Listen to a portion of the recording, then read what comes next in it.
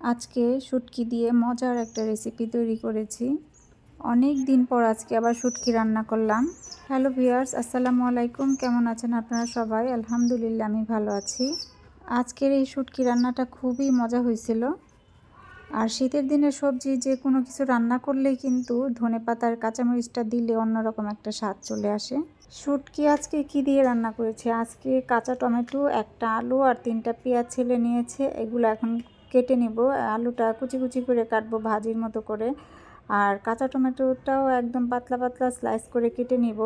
আর কাঁচা টমেটো দিয়ে শুটকি দিয়ে রান্না করলে আমার খুব ভালো লাগে খেতে, বিশেষ করে গরম ভাতের সাথে। এইখানে আছে চিংড়ি শুটকি। আর চিংড়ি শুটকিটা আমি একদম ধুয়ে পরিষ্কার করে নিচ্ছি। একদম ছোট ছোট গোড়া চিংড়িগুলাতে প্রচুর বালি থাকে। এগুলো অনেকক্ষণ ভিজিয়ে রেখে তারপরে কিন্তু ধুয়ে নিতে হয়।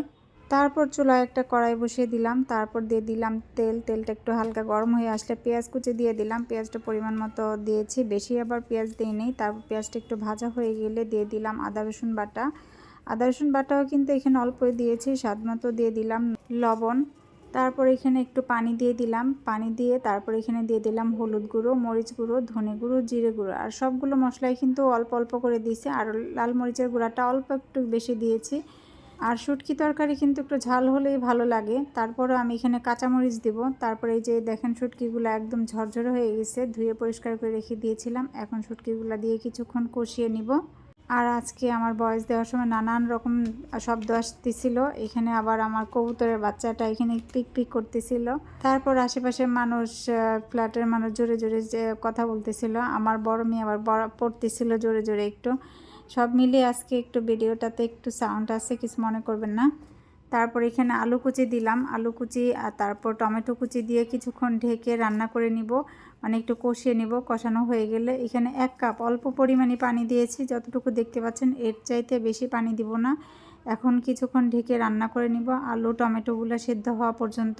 শুটকি তরকারিটা আমার রান্না হয়ে গেছে প্রায়। এখানে আরও একটু শুকিয়ে নিব। এখন আর ঢাকনা দিয়ে রান্না করব না। একটু শুকনো শুকনো হয়ে গেলে তারপরে দিয়ে দিলাম কাঁচামরিচ। এখানে কিন্তু মোটামুটি অনেকগুলো কাঁচামরিচ দিছি।